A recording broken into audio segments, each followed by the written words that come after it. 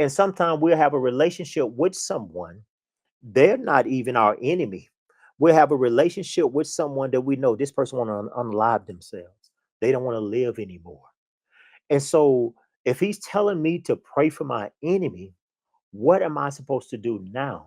This individual that has this heart, I don't want to live. We pray for them. They say what you praying for. Jesus, he's our present hope. Yeah. This is Everyday Preachers answering everyday questions. Right back at you. And this one goes out to See, Carrie. yeah, all right, Miss Carrie. Her question is, here's your question, Miss Carrie. Thanks for this segment. How do we pray for those who desire to make a choice to unalive themselves or others? I want to give you a few scriptures, Miss Carrie. The first one I'm going to give you is Matthew 5:44 and 45. I'm going to read that one, but before I read that, let me I just start John 6:44. This is one of the things that I think Christians they forget about this aspect, that really truly a person cannot come to God unless God places the desire and he begins to draw them. That's good. And so I think that's very important because we think salvation sometimes is in man and how much he desire God and all of these different things. But understand when Adam fell, our desire was corrupted, is faulty. So every desire that we have, even though it may have an aspect of God, it's going to still point back to us somehow. That's without God. And so God has to place a desire in the individual. And in a good scripture, also have this confidence. I'll say, and I'm going to come back and I will read Matthew 5:44. But let me say, have this confidence here, Miss Carrie. John 16, verse 8 through verse 11 says this. It says, and when he comes, talking about the Holy Spirit, he will convict and convince the world and bring demonstration to it about sin. So God is going to convict and show the world. He's gonna tell us in a minute what he's saying. And so this is why people, when they stand before Jesus, they're gonna be without excuse because the convicting power of the Holy Spirit when Jesus died, that was a certain there's there was a higher accountability now that went forth. People don't recognize that, but it really is. But he says this. He says, and when he comes, he will convict and convince the world and bring demonstration to it about sin and about righteousness, uprightness of heart and right standing with God, and about judgment. He said, about sin, because they do not believe in me, trust in, rely on, and adhere to me. Look what the scripture is saying. This is what God is going to do. This is what he did when Jesus died. So that is why I believe even as the world go on, you see the world getting worse. I believe one of the reasons why it's getting worse because the convicting power of the Holy Spirit is getting stronger and stronger and stronger. I believe that's happening toward the end as we get closer to the end. And so that which is in man's heart, that animosity, they get angry, like they did with Jesus when he was telling them the truth.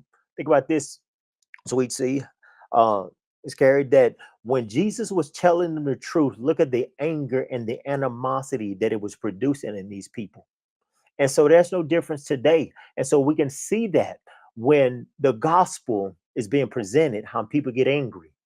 And some, it causes them to want to maybe potentially unalive themselves. And so what do we do with that? And so let me finish reading the scripture and I get into a little bit more. What should we do just by praying? How do we pray?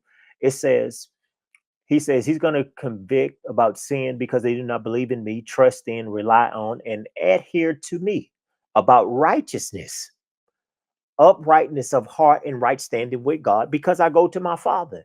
And you will see me no longer about judgment, because the ruler of evil genius, prince of this world, Satan, is judged and condemned, and sentence already is passed upon him. And so I wanted to read that because for us as Christians, even to have this confidence, God did not leave himself without a witness. That's good. We are witnesses, but the Holy Spirit is in the world today, convicting the world of sin, judgment, and righteousness. And everybody's not going to accept it, everybody's not going to receive it. What are we to do as believers? And I believe this is, it tells us this. And John in Matthew 5:44, verse 45 says this. But I tell you, love your enemies and pray for those who persecute you. And so people are gonna misunderstand us. And they're gonna be enemies, they're gonna be different. He's saying the enemies. He said you pray for them. And sometimes we'll have a relationship with someone, they're not even our enemy. We'll have a relationship with someone that we know this person want to unalive themselves. They don't want to live anymore. And so if he's telling me to pray for my enemy, what am I supposed to do now? This individual that has this heart, I don't want to live. We pray for them. How do we pray for them? And then it says this, to show that you are the children of your Father who is in heaven. For he makes his sun rise on the wicked and on the good, and makes the rain fall upon the upright and the wrongdoers. Luke 18:1 says this, Miss Carrie, it says, also Jesus told them a parable to the effect that they ought to always to pray and not to turn coward, faint, lose heart, and give up. Who knows what God is going to do? Amen. So we intercede, we pray on their behalf. We ask God, the Holy Spirit, we ask Jesus, God, I pray that you convict them. I pray, God, that you give them a desire. They can't come to you without you giving them a desire. Who knows what God would do? And sometimes we think, well, God sits in heaven and God, he already know who you're going to save and we don't have to do anything. No, we are to pray. Think about the encouragement also. When we pray, and it may take, I've heard of stories of people would pray for their loved one. They was consistently praying 10, 15 years, 20 years. And all of a sudden, that individual that they had been praying for all those years, that individual gets saved. And they get excited because I've been seeking God, and God heard me. And they played a part in that. And so I want to give you that. And also, I want to give you Ephesians 1, verse 17, Miss Carrie, in verse 18. Paul was speaking to the concerning the Ephesians church, but these people had gotten saved. But he says this, for all I always pray to the God of our Lord Jesus Christ, the Father of glory, that he may grant you a spirit of wisdom and revelation of insight into the mysteries and secrets in the deep and intimate knowledge of him, by having the eyes of your heart flooded with light, so that you can know and understand the hope to which he has called you, and how rich is his glorious inheritance in the saints, his set apart ones. The reason why I read this, why did Paul even have to pray this if they were already saved and had the Holy Spirit? Why didn't Paul just say they got the Holy Spirit? They're going to end up having insight. They're going to walk into the mysteries. They're going to walk into the secrets because it's in them. Paul was praying that God unlocked that in them. And so, what am I saying? We can do the same thing, I believe, as Christians. We can pray for those who are not saved, who want to unalive themselves, who don't want to live. We have a relationship with the Heavenly Father that, knowing this, that if we pray, He hears us. And the last scripture that I'm gonna give you, sweet C, is 2 Timothy 2:24 through 26. 2 Timothy 2:24-26. It is important to pray, but I think it's very important that they see our life and That's things, good. and how we're living, how we're walking. I've even heard stories of people that wanted to unalive themselves because of the life someone lived. It helped to change them where they didn't want to kill themselves anymore or unalive themselves anymore.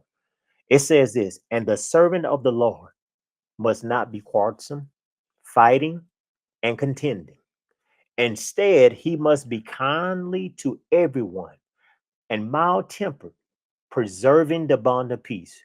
He must be a skilled and suitable teacher, patient, forbearing, and willing to suffer wrong.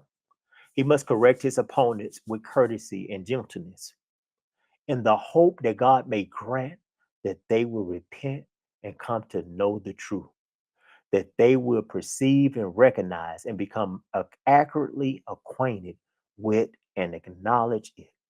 and that they may come to their senses and escape out of the snare of the devil, having been held captive by him, henceforth to do his God's will. And you better bet someone who's want to unalive themselves, they're held captive by the enemy. And so I think it's very important, right, that we let our light shine. We be honest with them, we talk to them, and we continue to pray. But while we're praying, we have some actions with our praying, and we're just not just praying and just our actions and just let me just tell you something, but let me live something also so they can see that. Or we're praying, sweet Carrie, that someone who's in darkness, that you'll be that bright light that they need to see their way through, to see their way to peace. They say what you praying for.